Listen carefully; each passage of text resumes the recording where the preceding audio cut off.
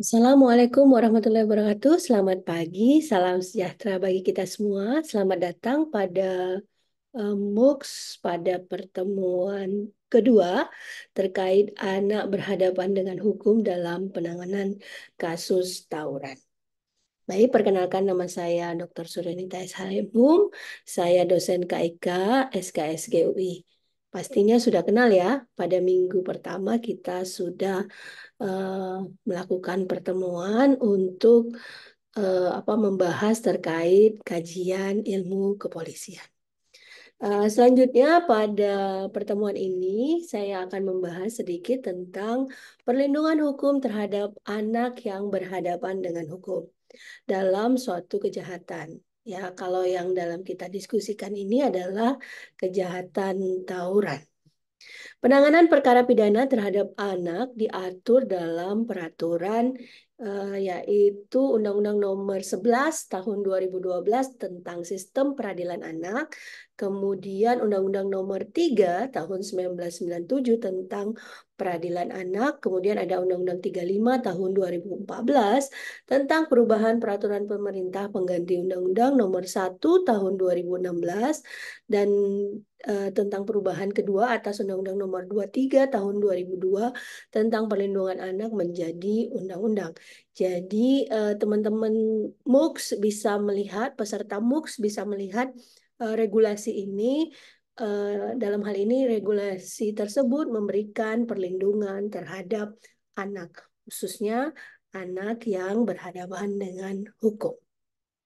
Kemudian dikeluarkanlah peraturan pemerintah nomor 65 tahun 2015 tentang pedoman pelaksanaan diversi dan penanganan anak yang belum berumur 12 tahun. Kemudian ada peraturan Mahkamah Agung nomor 4 tahun 2014 tentang pelaksanaan diversi. Kemudian ada peraturan kejaksaan. Jadi nanti teman-teman mahasiswa bisa mencari informasi terkait diversi ini. Diversi ini penting dibahas karena melihat bahwa anak yang berhadapan dengan hukum maka penyelesaiannya bisa dilakukan di luar peradilan. Jadi penyelesaiannya dengan upaya restoratif justice, upaya perdamaian agar mengembalikan anak maupun korban ke dalam kondisi semula. Meskipun tidak dalam kondisi semula, artinya punya punya trauma, punya masalah, kemudian dilakukan upaya-upaya rehabilitasi agar anak bisa kembali melakukan kegiatan-kegiatan normal seperti kegiatan sekolah dan kegiatan yang positif agar anak tidak menjadi trauma dalam hal ini. Kemudian siapa anak yang berhadapan dengan hukum? Menurut pasal 1 ayat 2 Undang-Undang Nomor 11 Tahun 2012 tentang Sistem Peradilan Pidana Anak, di mana anak yang berkonflik dengan hukum yaitu anak yang telah berusia 12 tahun tetapi belum berumur 18 yang diduga melakukan tindak pidana. Kemudian anak yang menjadi korban tindak pidana yaitu anak yang belum berumur 18 tahun yang mengalami penderitaan fisik, mental, dan atau berupa kerugian ekonomi yang disebabkan oleh tindak pidana. Kemudian anak yang menjadi saksi tindak pidana yaitu anak yang belum berumur 18 tahun yang dapat memberikan keterangan untuk kepentingan penyidikan, penuntutan, dan pemeriksaan di sidang pengadilan tentang suatu perkara pidana yang didengar, dilihat, dan dialami sendiri. Pada anak yang berhadapan dengan hukum ini, di mana ada kategorinya anak sebagai pelaku, anak sebagai korban, dan anak sebagai saksi. Ya, dan di dalam sistem peradilan pidana anak, di mana proses sistem peradilan pidananya tidak seperti peradilan pidana pada orang dewasa. Jadi dibuat kondisi sistem peradilan yang tidak dalam kondisi ruang peradilan. Begitu ya, agar anak-anak tidak mengalami trauma dalam proses ke depannya. Kemudian aturan perlindungan anak terhadap anak yang berhadapan dengan hukum tadi sebenarnya sudah saya sampaikan di awal Undang-Undang Nomor 11 tahun 2012 tentang Sistem Peradilan Pidana Anak dan Undang-Undang Perlindungan Anak. Pada prinsipnya, anak berhadapan dengan hukum ini harus sesuai dengan Konvensi Hak Anak atau Convention of the Right of the Child yang telah diratifikasi oleh pemerintah Indonesia dengan Keputusan Presiden nomor 36 tahun 1990 yang dimaksudkan untuk melindungi dan mengayomi anak berhadapan dengan hukum agar dapat menyongsong masa depannya sehingga tidak terjadi trauma, tidak terjadi penderitaan secara emosional maupun secara psikis. Ya, fisik maupun psikis. Itu yang harus dijadikan konsentrasi dalam pelaksanaan perlindungan bagi anak yang berhadapan dengan hukum. Penanganan HBH dalam hal ini proses dalam sistem peradilan anak, tahapan penyidikan, penuntutan, dan peradilan.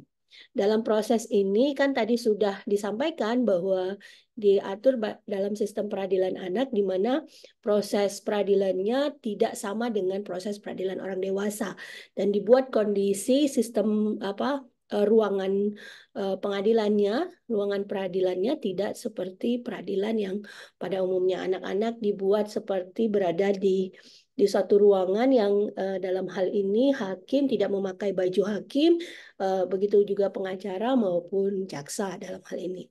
Kemudian dikenal juga dalam proses sistem peradilan pidana anak ini yang dikenal dengan diversi. Diversi proses penyelesaian peradilan di luar peradilan. Jadi itu ada tahapan-tahapannya pada proses tahapan penyidikan, tahapan penuntutan, dan kemudian tahapan tahapan di peradilan ya. Jadi melihat bahwa tadi disampaikan bahwa diversi itu anak yang berumur di bawah 12 tahun ya. Kemudian proses tahapan rehabilitasi sosial anak yang berhadapan dengan hukum. Selanjutnya penjelasan saya terkait proses diversi. Proses diversi pada tahapan penyidikan di mana diversi adalah pengalihan penyelesaian perkara anak yang berkonflik dengan hukum dari proses peradilan pidana ke proses di luar peradilan pidana. Pada tahapan penyidikan dilakukanlah yang dinamakan restoratif justice.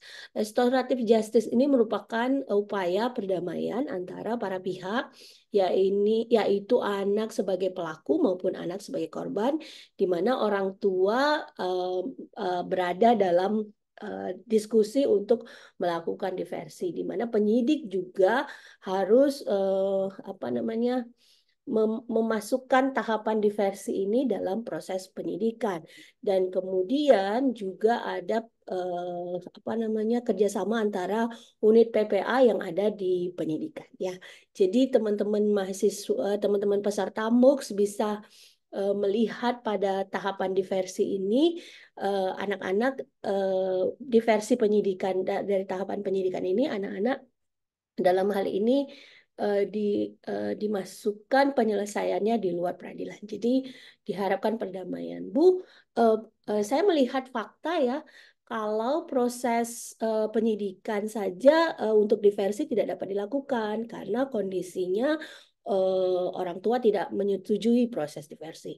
Itu adalah hak dari hak dari korban dan itu harus dihargai oleh penyidik dalam hal ini.